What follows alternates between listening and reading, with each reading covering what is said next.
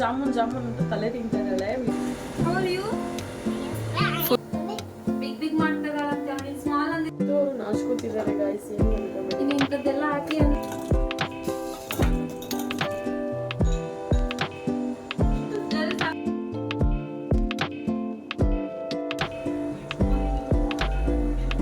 ನೋಡಿ ನಮ್ಮ ಬೇಬಿ ಮತ್ತೆ ಋತು ರೆಡಿ ಆಗಿದ್ದಾರೆ.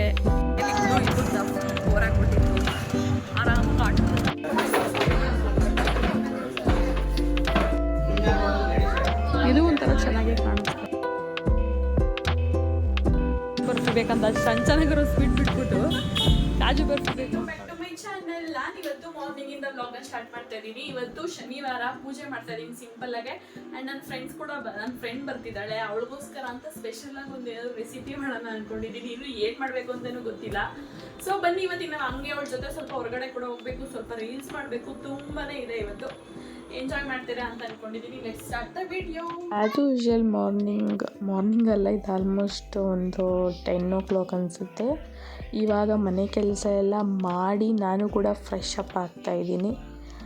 ಇವಾಗ ಬೇರೆ ಚಳಿಗಾಲ ಅಲ್ವಾ, ಕೂದಲು ಕೂಡ ಅಷ್ಟು ಬೇಗ ಒಣಗಲ್ಲ. ಹಂಗೋ ಹಿಂಗೋ ಮಾಡಿ ಹೊರ್ಗಡೆ ಇಲ್ಲಿ ಗಾಳಿ ಕೂಡ ಬರಲ್ಲ. ಏನೇನೋ ಸಾಹಸ ಮಾಡಿ ಸ್ವಲ್ಪ ತಲೆಯೆಲ್ಲೋ ಒಣಸ್ಕೊತಾ ಇದ್ದೀನಿ.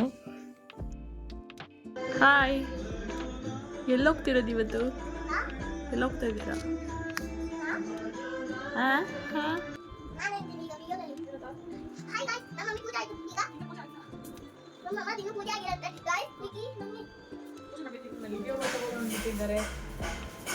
ನನಗಂತೂ ಮಲ್ಲಿಗೆ ಸ್ಯಾರಿ ಹಾಕೊಂಡ್ರೆ ಮಾತ್ರ ಹಾಕೊಳ್ಳೋದು.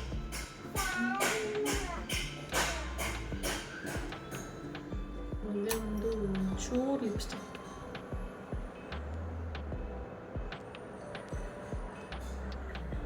ಪೂಜೆ ಮಾಡ್ಬೇಕಾದ್ರೆ ಡ್ರೆಸ್ ಹಾಕೊಂಡು ಮಾಡಿದ್ರೆ ಒಳ್ಳೇದು. ಆ್ಯಕ್ಚುಲಿ ಸ್ಯಾರಿ ಹಾಕೊಂಡು ಮಾಡ್ತಾರೆ. ನಂಗೆ ಅಷ್ಟೊಂದೆಲ್ಲ ಪೇಷನ್ಸ್. ನೋಡಿ ಏನೇನೋ ತರಲೆ ಕೆಲಸ ಎಲ್ಲ ಮಾಡಿದ್ದಾಳೆ ಇವಳು. ಇವಾಗ ದೀಪ ಹಚ್ಚೋದಷ್ಟೇ.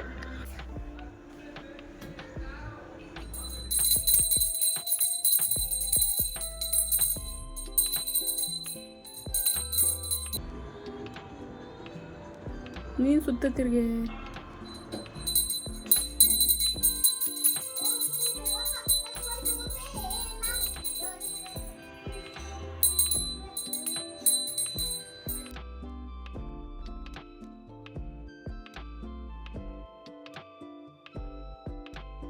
ಪೂಜೆ ಎಲ್ಲ ಮಾಡಾಯಿತು. ಇವಾಗ ಏನಾದರೂ ಬರೋಷ್ಟರಲ್ಲಿ ಸ್ವೀಟ್ ಮಾಡೋಣ ಅನ್ಕೋತಾ ಇದ್ದೀನಿ. ಇವಳು ನೋಡಿ ಹೆಂಗೆ ಹೇಳ್ತಿದ್ರು. ಸೊ ಏನು ಮಾಡೋದು ಅಂತಲೇ ಗೊತ್ತಾಗ್ತಾ ಇಲ್ಲ. ಹೆಸರು ಬೇಳೆ ಪಾಯಸ ಮಾಡೋದಕ್ಕೆಲ್ಲ ರೆಡಿ ಮಾಡ್ಕೊತಾ ವಾಯ್ಸ್ ಕೇಳಿಸಲ್ಲ ಅನ್ಸುತ್ತೆ. ಒಂದು ಮೈಕ್ ತೊಗೋಬೇಕು, ಅಡ್ಜಸ್ಟ್ ಮಾಡ್ಕೊಳ್ಳಿ. ಈ ಜಾಮೂನ್ ಪ್ಯಾಕೆಟ್ ತಂದು ಆಲ್ಮೋಸ್ಟು ಒಂದು 6 months ಆಗಿದೆ. ಇನ್ನೂ ಮಾಡೋಕ್ಕಾಗಿಲ್ಲ. ಅಂದರೆ ನಾನು ಸ್ವೀಟ್ ತಿಂದ್ಬಿಡ್ತೀನಿ ಅಂತ ಪಾಪ ಇವ್ರಿಗೂ ಏನೂ ಮಾಡಿಕೊಡ್ತಾ ಇಲ್ಲ. ಇವತ್ತಾದರೂ ಮಾಡೋಣ ಅಂತ ಅಂದ್ಕೊಳ್ತಾ ಇದ್ದೀನಿ. ನೋಡೋಣ. ರೆಸಿಪಿ ಆಲ್ರೆಡಿ ತೋರಿಸಿದ್ದೀನಿ, ಜಸ್ಟ್ ಅದೆಲ್ಲ ತೋರ್ಸೋಕ್ಕಾಗಲ್ಲ.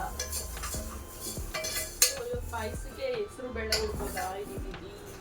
ಸೊ ಪಾಯಸ ಮಾಡೋಕ್ಕೆ ಇದೆಲ್ಲ ಹೆಸರು ಬೇಳೆನ ಫಸ್ಟ್ ಹುರ್ಕೋಬೇಕಲ್ಲ. ಬೆಲ್ಲ ಹಾಕ್ಬೋದಲ್ಲ ಅಂತ ಹೆಸರು ಬೇಳೆ ಪಾಯಸ ಮಾಡ್ತಾಯಿದ್ದೀನಿ. ಫಸ್ಟು ಶಾವಿಗೆ ಪಾಯಸ ಮಾಡೋಣ ಅಂದ್ಕೊಂಡೆ, ಬಟ್ ಅದಕ್ಕೆ ಬೆಲ್ಲ ಹಾಕಿದ್ರೆ ಹೊರಗೋಗುತ್ತೆ. ವೆಜ್ ಮಾಡೋಣ ಅಂದ್ಕೊಂಡೆ. ಇವಾಗ ಚಿಕನ್ ಏನಾದರೂ ಮಾಡೋಣ. ಅವಳು ಯಾವಾಗಲೂ ಹೇಳ್ತಾ ಇರ್ತಾಳೆ ಎಲ್ಲ ಚೆನ್ನಾಗಿ ಮಾಡ್ಕೊಂಡು ತಿಂತಾ ಇರ್ತೀವಿ ವೀಡಿಯೋದಲ್ಲಿ. ನನಗೇನು ನಮ್ಮ ಪಾಪು ಜಾಮೂನ್ ಅಂತ ತಲೆ ತಿಂತಾ ಇದ್ದಾಳೆ. ವೀಡಿಯೋದಲ್ಲಿ ಕರೆಕ್ಟಾಗಿ ಮಾತಾಡೋಕೆ ಬಿಡ್ತಾ ಇಲ್ಲ. ನೋಡಿ ಅಳಕ್ಕೆ ಸ್ಟಾರ್ಟ್ ಮಾಡಿದ್ದು. ಫಸ್ಟು ವೆಜ್ ಏನಾದ್ರು ಮಾಡೋಣ ಅಂತ ಅಂದ್ಕೊಂಡೆ, ಫ್ರೈಡ್ ರೈಸ್ ಥರ. ಬಟ್ ಅವಳಿಗೆ ಯಾವಾಗಲೂ ಹೇಳ್ತಿರ್ತಾಳೆ ವೀಡಿಯೋದಲ್ಲಿ ಅಷ್ಟೊಂದು ವೆರೈಟಿ ಮಾಡ್ತಿರ್ತೀವಿ, ನಮಗೂ ಏನಾದರೂ ಡಿಫ್ರೆಂಟಾಗಿ ಮಾಡಿಕೊಟ್ಟಿಲ್ಲ. ಅವಳು ಮಾಡಿಕೊಡು ಅಂತ ಹೇಳಿಲ್ಲ ಪಾಪ, ಆದರೂ ಬರ್ತಿದ್ದಾಳಲ್ಲ ಅಂತ ಇವಾಗ ಹೇಳಿದ್ದೀನಿ. ಬಟ್ ಇಲ್ಲಿ ನಾನ್ ವೆಜ್ ಥರಕ್ಕೆ ಹೋಗಿ ಫ್ರೆಶ್ ಚಿಕನ್ ಆದರೆ ಚೆನ್ನಾಗಿ ಬರುತ್ತೆ. ನಂಗೆ ಆನ್ಲೈನಲ್ಲಿ ಆರ್ಡ್ರ್ ಮಾಡಿಬಿಟ್ಟು ಮಾಡಿದ್ರೆ ಒಂಚೂರು ಚೆನ್ನಾಗಿ ಬರೋಲ್ಲ. ಅದಕ್ಕೆ ನೋಡ್ತಾ ಇದ್ದೀನಿ ಏನು ಮಾಡೋದು ಅಂತ. ಅದಕ್ಕೋಸ್ಕರ ವೆಜ್ ಮಾಡೋಣ ಅಂದ್ಕೊಂಡೆ. ಲಡ್ಕೊಂಡು ಹೋಗಿ ಇವಳನ್ನ ಕರ್ಕೊಂಡೋಗಿ ತೊಗೊಬರೋಕ್ಕಾಗಲ್ಲ. ಸ್ಕೂಲ್ಗೆ ಏನಾದ್ರು ಹೋಗಿದ್ರೆ ಅಟ್ಲೀಸ್ಟ್ ಹೋಗಿ ತೊಗೊಬರ್ಬೇಕಾಗಿತ್ತು. ಇವತ್ತು ಸ್ಯಾಟರ್ಡೇ ಬೇರೆ ರಜಾ ಅವಳಿಗೆ.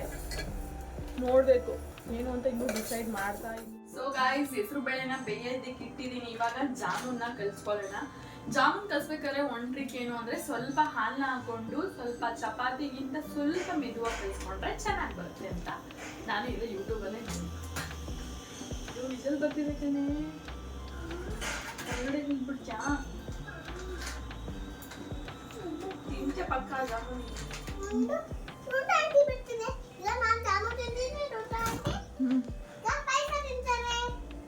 ಓ ನೀನು ಜಾಮೂನಾ ಋತು ಅಂಟಿ ಪಾಯಸ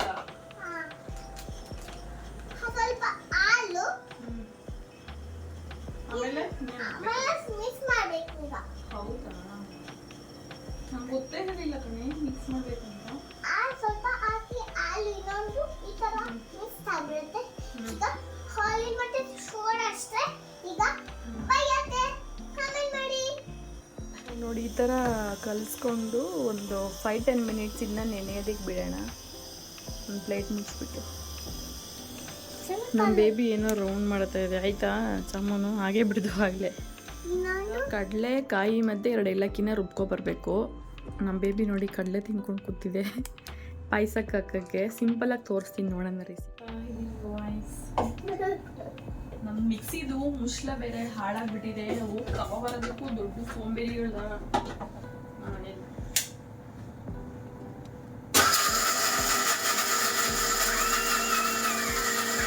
ಸೊ ಇದು ನೋಡಿ ಇದೆ ನುಣ್ಣು ಪೇಸ್ಟ್ ಮಾಡ್ಕೋಬೇಕು.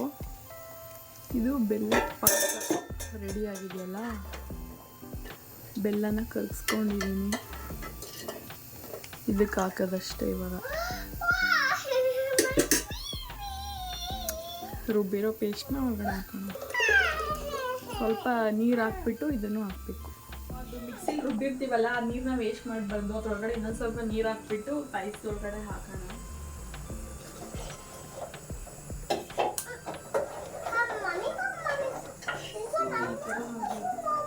ಇದು ಚೆನ್ನಾಗಿ ಕುದ್ಮೇಲೆ ಹೆಸರು ಬೇಳೆ ಬೇಯಿಸ್ಕೊಂಡಿರ್ತೀವಲ್ಲ ಅದನ್ನ ಹಾಕ್ಬಿಟ್ಟು ಲಾಸ್ಟಲ್ಲಿ ತುಪ್ಪದ ಒಗ್ಗರಣೆ, ತುಪ್ಪಕ್ಕೆ ದ್ರಾಕ್ಷಿ ಗೋಡಂಬಿ ಹಾಕಿದ್ರೆ ಪಾಯಸ. ಸೊ ಹೆಸರು ಬೇಳೆನೂ ಕೂಡ ಬೆಂದಿದೆ ನೋಡಿ. ಇದನ್ನ ಹಾಕೋಣ ಬನ್ನಿ ಪಾಯಸ.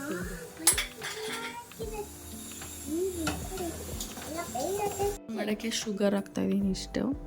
ಇದಕ್ಕೆ ನೀರು ಸ್ವಲ್ಪ ಏಲಕ್ಕಿ ಪುಡಿ ಹಾಕಿ ಕುದಿಯೋಕೆ ಇಡೋಣ ಬನ್ನಿ. ಹಾಗೆ ಫೈನಲ್ಲು ಗೋಡಂಬಿ ಮತ್ತು ಹಾಕಿದ್ರೆ ರೆಡಿ.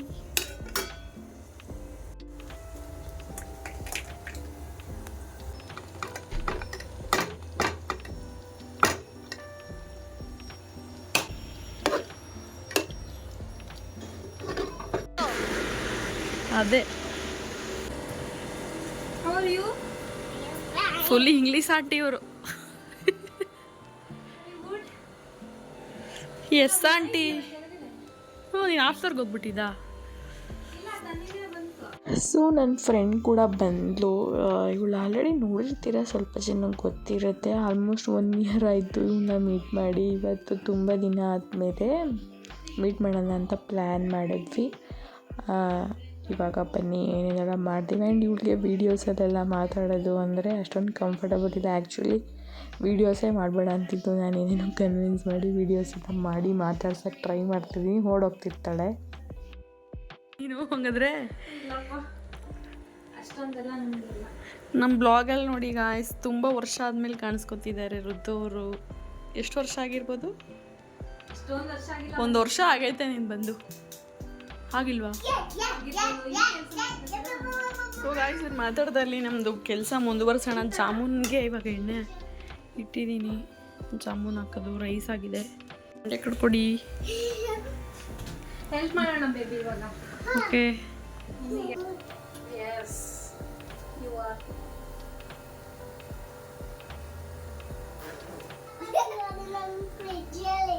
ಫ್ರಿಜ್ಜಲ್ಲಿ ಏನು ಮಾಡಿದ್ರು ಮಮ್ಮಿ? ಇದ್ಯಾಕೆ ಇದು ಮಾಡಿದ್ದು ನೀನಾ? ಇದ್ಯಾಕೆ ಮಾಡಿದ್ದು ಇವಳ? ಬಿಗ್ ಮಾಡ್ತಿದ್ದಾಳಂತ ಅವಳು. ಸ್ಮಾಲ್ ಅಂದಿದ್ಯಲ್ಲ ಫಸ್ಟಿಗೆ.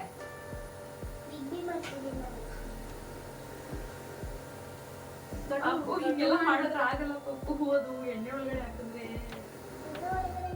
ಗಾಯ್ಸ್ ನೋಡಿ ನಮ್ಮ ಜಾಮೂನ್ ರೆಡಿ ಆಗ್ತಿದೆ. ಅಜ್ಜಿ ಅಂತ ಯಾರು ಅಂದಿದ್ದು? ಗಾಯ್ಸ್ ಅಂದಿದ್ದು ನಾನು. ಇದು ಇನ್ನೊಂಚೂರು ಗೋಲ್ಡನ್ ಬ್ರೌನ್ ಆಗಬೇಕು. ನಿಂಗೆ ಫುಲ್ ಗೋಲ್ಡನ್ ಬ್ರೌನ್ ಇಷ್ಟನಾ?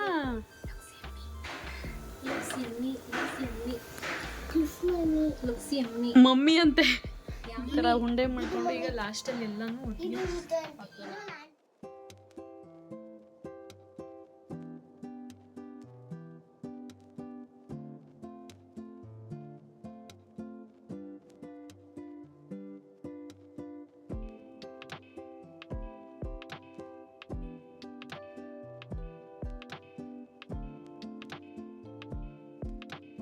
ಜಾಮೂನ್ ರೆಡಿಯಾಗಿದೆ, ಸಕ್ಕರೆ ಪಾಕನೂ ರೆಡಿಯಾಗಿದೆ, ಒಳಗಡೆ ಹಾಕ್ತಾ ಇದ್ದೀನಿ.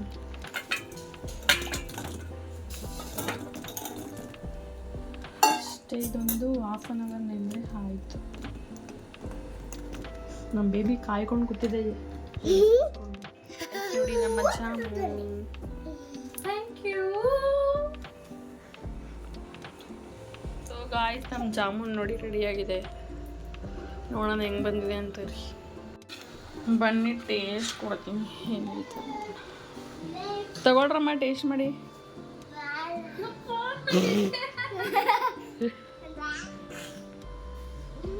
ನಿನ್ನ ಬ್ಲ್ಯಾಕು, ಬ್ಲ್ಯಾಕ್ ತಗೋಬೇಕಾ? ಚಾಣಿ ಇವ್ರಿಗೆ ಇದು ಮೂರೇನೆ ಎಷ್ಟೊತ್ತು 2 ಕಾಲು ಹಿಡ್ಕೊ ಕರೆಕ್ಟಾಗೆ.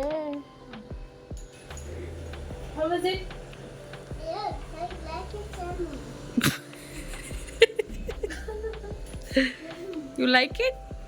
ಅಲ್ಲೋ ಅಕ್ಕ, ಕೈಯಲ್ಲಿ ಎತ್ಕೋಬೇಡ, ಸ್ಪೂನ್ ಏನಿಗೆ ಕೊಟ್ಟಿರೋದು? ಇನ್ನೂ ರಸ ಇಟ್ಕೋಬೇಕಾಗಿ.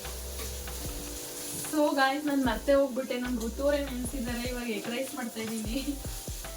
ಬನ್ನಿ ಎಗ್ ರೈಸ್ ಹೆಂಗ್ ಮಾಡೋದು. ನಾನು ಬಂದ್ಬಿಟ್ಟು ಮನೆಗೇನು ಬೇಕಂತ ನಾನೇ ಕೇಳಿ ಮಾಡಿಸ್ಕೊಂಡು ತಿಂತಾ ಇದ್ದೀನಿ. ಇಲ್ಲ ಗಾಯ್ಸ್, ನಾನೇ ಮಾಡ್ಕೊಂಡಿದ್ದೆಲ್ಲ. ಅವಳು ಯಾವುದು ಇಷ್ಟೊಂದು ಕಷ್ಟ ಕೊಡೋಕೆ ಇಷ್ಟ ಇಲ್ಲ ನನಗೆ, ಅಂದ್ರೂ ಪ್ರೀತಿಯಿಂದ ಮಾಡ್ತಾ ಇದ್ದಾರೆ. ಸೊ ಅಡುಗೆ ಎಲ್ಲ ಮಾಡಾಯಿತು. ಇವಾಗ ಜಾಮೂನ್ ಮಾಡಿದ್ನಲ್ಲ, ಅದನ್ನು ಟೇಸ್ಟ್ ಮಾಡೋಣ ಅಂತ ಹಂಗೆ ಕೂತ್ಕೊಂಡು ನಮ್ಮ ಹಳೆಯ ಮೆಮೊರೀಸ್ ಎಲ್ಲ ಆಲ್ಮೋಸ್ಟ್ 10 ಇಯರ್ಸ್ ಪ್ಲಸ್ಸೇ ಆಗಿದೆ ನಮ್ಮ ಫ್ರೆಂಡ್ಶಿಪ್ ಸ್ಟಾರ್ಟ್ ಆಗಿ. ಈಗಿನ ಕಾಲದಲ್ಲಂತೂ ತುಂಬ ಕಷ್ಟ ಬಿಡಿ, ಇಷ್ಟು ಲಾಂಗಾಗಿ ಫ್ರೆಂಡ್ಶಿಪ್ನ ಕಂಟಿನ್ಯೂ ಮಾಡೋದು. ನಾವು 90s ಕಿಡ್ಸ್ ಆರಾಮಾಗಿ ಇದನ್ನೆಲ್ಲ ಕಂಟಿನ್ಯೂ ಮಾಡ್ಬೋದು, ಬಟ್ ಈಗಿನ ಜನ್ರೇಷನ್ ಅಂತೂ ತುಂಬ ಕಷ್ಟ. ಸೊ ಇವಾಗ ಹಂಗೆ ತುಂಬಾ ವಿಷಯಗಳಿತ್ತು, ಹಂಗೆ ಮಾತಾಡ್ಕೊತಾ ಇದ್ವಿ. ಫ್ರೆಂಡ್ಸ್ ಅಂದರೆ ಹಂಗೆ ಅಲ್ವಾ, ಏನೇನೆಲ್ಲ ಶೇರ್ ಮಾಡೋಕ್ಕಾಗುತ್ತೋ ಅಷ್ಟು ಶೇರ್ ಮಾಡಿಕೊಂಡ್ರೆ ಮನಸ್ಸು ಕೂಡ ನಿರಾಳ ಅನಿಸ್ತಿರುತ್ತೆ. ಅದು ಎಲ್ಲ ಫ್ರೆಂಡ್ಸ್ ಹತ್ರನೂ ಕೂಡ ಶೇರ್ ಮಾಡ್ಕೊಳಕ್ಕಾಗಲ್ಲ. ತುಂಬ ಬೆಸ್ಟ್ ಫ್ರೆಂಡ್ಸ್ ಅಂತ ಇರ್ತಾರಲ್ಲ, ಆವಾಗಿಂದ ನಮ್ಮ ಬಗ್ಗೆ ಗೊತ್ತಿರುತ್ತಲ್ಲ, ಅವ್ರ ಜೊತೆ ಆರಾಮಾಗಿ ನಾವು ಶೇರ್ ಮಾಡ್ಕೋಬೋದು. ಹೇಳ್ದಂಗೆ ನಾನು ನಾನ್ ವೆಜ್ ಮಾಡೋಣ ಅಂದ್ಕೊಂಡೆ, ಬಟ್ ಚಿಕನ್ ಅಂಗಡಿ ಸ್ವಲ್ಪ ದೂರ ಇತ್ತು. ಸೊ ಆನ್ಲೈನಲ್ಲಿ ಆರ್ಡ್ರ್ ಮಾಡಿದ್ರು, ಅಷ್ಟು ಚೆನ್ನಾಗಿ ಬರೋಲ್ಲ ಅಂತ ನಾನು ಮನೇಲೇ ಎಗ್ ರೈಸ್ ಮಾಡಿದೆ, ಮತ್ತು ಜಾಮೂನ್ ಮತ್ತು ಪಾಯಸ ಮಾಡಿದ್ದೆ. ಅದ್ರ ಜೊತೆಗೆ ನಾನು ಗ್ರಿಲ್ ಚಿಕನ್ನ ಆರ್ಡರ್ ಮಾಡಿ ಇವಾಗ ಎಲ್ಲರೂ ಒಟ್ಟಿಗೆ ಕೂತ್ಕೊಂಡು ಊಟ ಮಾಡ್ತಾಯಿದ್ದೀವಿ. ನಮಗಂತೂ ಮನೇಲಿ ಇದು ಬೋರ್ ಆಗ್ತಿರುತ್ತೆ. ಅವಾಗ ಫ್ರೆಂಡ್ಸು, ಫ್ಯಾಮಿಲಿ ಮೆಂಬರ್ಸ್ನ ಮೀಟ್ ಮಾಡಿದ್ರೆ ಎಷ್ಟು ರಿಲೀಫ್ ಅನಿಸುತ್ತೆ ಗೊತ್ತಾ. ಮದುವೆ ಆಯಿತು, ಮಕ್ಕಳಾಯಿತು ಅಂದ್ಬಿಟ್ಟು ಬರೀ ಫ್ಯಾಮಿಲಿ ಒಳಗಡೆ ಮುಳುಗೋಗೋ ಬದಲು ಆವಾಗ ಫ್ರೆಂಡ್ಸ್, ಫ್ಯಾಮಿಲಿನ ಮೀಟ್ ಮಾಡ್ತಿರಬೇಕು. ಆ್ಯಂಡ್ ಇವತ್ತು ನಾನೊಂದು ಟಾಪಿಕ್ ಮಾತಾಡಬೇಕು ಏನಂತಂದರೆ, ಆಫ್ಟರ್ ನನ್ನ ಜಾಬ್ ಬಿಟ್ಟ ಮೇಲೆ ಏನೆಲ್ಲ ತೊಂದರೆಗಳನ್ನ ಫೇಸ್ ಮಾಡ್ತಿದ್ದೀನಿ ಅಂತ. ಆ್ಯಂಡ್ ತುಂಬ ಜನ ಹೆಣ್ಮಕ್ಳು ಮನೇಲಿರ್ತಾರಲ್ಲ, ಅವರೆಲ್ಲ ಇದೇ ಥರ ಅನಿಸ್ತಿರುತ್ತೆ, ಫೈನಾನ್ಷಿಯಲಿ ಡಿಪೆಂಡೆಂಟ್ ಆಗಿರ್ತೀವಿ. ಆ ವಿಷಯದಲ್ಲಂತೂ ಸಖತ್ ಬೇಜಾರಾಗ್ತಿರುತ್ತೆ ಆಫ್ಟರ್ ಜಾಬ್ನ ಕ್ವಿಟ್ ಮಾಡಿದ್ಮೇಲೆ. ಸೊ ಅದಂತೂ ಹೇಳ್ಕೊಳಕ್ಕೆ ಆಗೋಲ್ಲ. ಆ ಥರ ಒಂಥರ ಇಷ್ಟು ದಿನ ನಮ್ಮ ಅಕೌಂಟಲ್ಲಿ ಯಾವಾಗಲೂ ಮಂತ್ಲಿ ಸ್ಯಾಲ್ರಿ ಕ್ರೆಡಿಟ್ ಆಗ್ತಿರುತ್ತೆ. ಸಡನ್ನಾಗಿ ಜಾಬ್ ಬಿಟ್ಟು ಒಂದು 6 ಮಂತ್ಸ್ವರೆಗೂ ಹೆಂಗೋ ಮೇಂಟೈನ್ ಮಾಡ್ಬೋದು, ಅದಾದಮೇಲೆ ಎಷ್ಟು ಕಷ್ಟ ಆಗ್ತಿರುತ್ತೆ. ಸೊ ನೀವೇನಾದರೂ ಇವಾಗ ಈ ಥರ ಜಾಬ್ ಕ್ವಿಟ್ ಮಾಡಬೇಕು ಅಂತ ಇದ್ದರೆ ಒಂದು 100 ಸಲ ಯೋಚನೆ ಮಾಡಿಬಿಟ್ಟು ಜಾಬ್ನ ಕ್ವಿಟ್ ಮಾಡಿ. ಸುಮ್ಮನೆ ಎಲ್ಲ ಕ್ವಿಟ್ ಮಾಡಿಬಿಟ್ಟು ಆಮೇಲೆ ಯೋಚನೆ ಮಾಡಬೇಡಿ. ಅಂದರೆ ಇವಾಗ ವರ್ಕ್ ಫ್ರಮ್ ಹೋಮ್ ಆಪ್ಷನ್ ಇರುತ್ತೆ, ನಾನೇನೋ ಬೇರೆ ಥರ ಏನೋ ಮಾಡಿಬಿಡ್ತೀನಿ ಅಂತ ಸಡನ್ನಾಗೆ ಪ್ಲ್ಯಾನ್ ಮಾಡ್ಕೊಂಡು ಬಿಟ್ಟರೆ ನಿಜ ನೀವು ಕಷ್ಟ ಅನುಭವಿಸ್ತೀರಾ. ಸೊ ಏನೇ ಮಾಡಬೇಕು ಅಂತಿದ್ರೆ ಒಂದು 100 ಸಲ ಯೋಚನೆ ಮಾಡಿ ನೆಕ್ಸ್ಟ್ ಸ್ಟೆಪ್ನ ತೊಗೊಳ್ಳಿ. ನಾನು ಎಕ್ಸ್ಪೀರಿಯೆನ್ಸಿಂದ ಹೇಳ್ತಾ ಇದ್ದೀನಿ. ಸೊ ಆ ಟಾಪಿಕ್ನ ಸ್ಟಾಪ್ ಮಾಡಿ ಇವಾಗ ಎಲ್ಲೋಗ್ತಾ ಇದ್ದೀವಿ ಅಂತಂದರೆ, ನನ್ನ ಫ್ರೆಂಡ್ ಸ್ವಲ್ಪ ಜ್ಯುವೆಲ್ರಿ ನೋಡಬೇಕಿತ್ತಂತೆ. ನಮ್ಮನೆ ಹತ್ರನೇ ಒಂದು ಪ್ರವೀಣ್ ಜ್ಯುವೆಲರ್ಸ್ ಅಂತ ಇದೆ RR ನಗರ್ ಹತ್ರ. ಸೊ ಅಲ್ಲಿಗೆ ಹೋಗಿದ್ವಿ. ಇಲ್ಲಿ ಚೆನ್ನಾಗಿರುತ್ತೆ ಲೈಟ್ ವೇಟ್ ಜ್ಯುವೆಲ್ರಿಗಳೆಲ್ಲ. ನಾವು ಅವಾಗಿಂದನೂ ಆಲ್ಮೋಸ್ಟ್ ಇಲ್ಲೇ ಪರ್ಚೇಸ್ ಮಾಡ್ತಿರೋದು. ಸೊ ಅದಕ್ಕೆ ನಾನು ನೋಡಬೇಕು ಅಂತ ಹೇಳಿದ್ಲು. ಸೊ ಇಲ್ಲಿಗೆ ಬಂದ್ವಿ. ಸೊ ಇವಾಗ ಅವಳಿಗೆ ಒಂದು ನೆಕ್ ಪೀಸ್ ಬೇಕಿತ್ತು. ಇಲ್ಲಂತೂ ನೆಕ್ಲೆಸ್ಗಳೆಲ್ಲ ನಿಮಗೆ ಜಸ್ಟ್ ಒಂದು 5 ಗ್ರಾಮ್ಸಿಂದನೇ ಸ್ಟಾರ್ಟ್ ಆಗುತ್ತೆ. ನಾವು ಲಾಸ್ಟ್ ಟೈಮ್ ಇಲ್ಲೇ ತೊಗೊಂಡಿದ್ವಿ. ಆವಾಗ ನಾನು ವೀಡಿಯೋಸ್ ಎಲ್ಲ ಮಾಡ್ತಾ ಇರಲಿಲ್ಲ. ನಂದು ನೆಕ್ಸ್ಟ್ ಟೈಮ್ ಬೇಕಾದರೆ ಹೇಳಿ, ಡಿಸೈನ್ ಬೇಕಾದ್ರೆ ತೋರಿಸ್ತೀನಿ. ತುಂಬ ಚೆನ್ನಾಗಿರುತ್ತೆ ಲೈಟ್ ವೆಯ್ಟ್ಗೆ. ಸೆಟ್ಟೆ ನಿಮಗೆ ಒಂದು 10-12 ಗ್ರಾಮ್ಸ್ಗೆ ವಿತ್ ಸೆಟ್ಟೆ ಬಂದುಬಿಡುತ್ತೆ. ಇವಳು ಹಾಕ್ಕೊಂಡು ನೋಡ್ತಿರೋದು ಅಷ್ಟೇ, ಆಲ್ಮೋಸ್ಟ್ ಇದು 8.5 ಅನಿಸುತ್ತೆ. ಎಷ್ಟು ಕ್ಯೂಟಾಗಿತ್ತು ಗೊತ್ತಾ ನೋಡಿ. ನಾನು ಕೂಡ ಹಾಕ್ಕೊಂಡಿದ್ದೀನಿ. ಬಟ್ ಇವತ್ತು ಜೀನ್ಸ್ ಹಾಕ್ಬಿಟ್ಟಿದ್ದೆ. ಜೀನ್ಸ್ ಮತ್ತು ಟೀ ಶರ್ಟ್ ಅಷ್ಟೊಂದು ಕರೆಕ್ಟಾಗಿ ಕಾಣಿಸ್ತಾ ಇರಲಿಲ್ಲ. ಯಾವ್ದಾದ್ರು ಕುರ್ತಿ ಹಾಕ್ಕೊಂಡಿದ್ರೆ ಇನ್ನೂ ಸಕ್ಕತ್ತಾಗಿ ಕಾಣಿಸ್ತಿತ್ತು ಅಂತ ನನಗನ್ನಿಸ್ತು. ನನಗಂತೂ ಇಷ್ಟ ಆಯಿತು ಈ ಡಿಸೈನು, ಅವಳಿಗೂ ಕೂಡ ಇದು ಇಷ್ಟ ಆಯಿತು. ಇವಾಗ ಜಸ್ಟ್ ನೋಡ್ಕೊಂಡು ಹೋಗೋಣ ಅಂತ ಬಂದಿದ್ದಾರಲ್ಲ, ಅದಕ್ಕೆ ನೋಡ್ತಾ ಇದ್ವಿ. ನೋಡಿ ಎಷ್ಟು ಚೆನ್ನಾಗಿದೆ ಅಂದರೆ ಲೈಟ್ ವೇಟ್ ಜ್ಯುವೆಲ್ರಿಗಳು. ಇದೆಲ್ಲ ನಂಬಲ್ಲ ನೀವು, ಜಸ್ಟ್ 10 ಗ್ರಾಮ್ಸ್ ಒಳಗಡೆನೇ ಇರೋದು.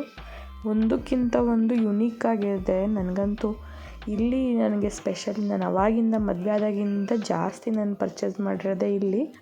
ನನ್ನ ತಂಗಿ ಕೂಡ ಅಷ್ಟೇ, ಅವಳು ಕೂಡ ಇಲ್ಲೇ ತೊಗೊಂಡಿರೋದು. ಋತು ಇವಾಗ ನೋಡ್ತಿದ್ದಾಳಲ್ಲ, ಅವಳು ತುಂಬ ಜ್ಯುವೆಲ್ರಿ ಇಲ್ಲೇ ತೊಗೊಂಡಿರೋದು. ಪರ್ಸ್ನಲ್ ಫೇವ್ರೇಟ್ ಅಂತ ಹೇಳ್ಬೋದು. ಇದು ಇವಳಿಗೆ ಇದೆಲ್ಲದರಲ್ಲೂ ಇವಾಗ ಇದು ಇಷ್ಟ ಆಯಿತು. ಇವಾಗ ಇದಲ್ಲ, ಇವಾಗ ಲಾಸ್ಟ್ ಹಾಕ್ಕೊಂಡಿದ್ಲಲ್ಲ ಅದು.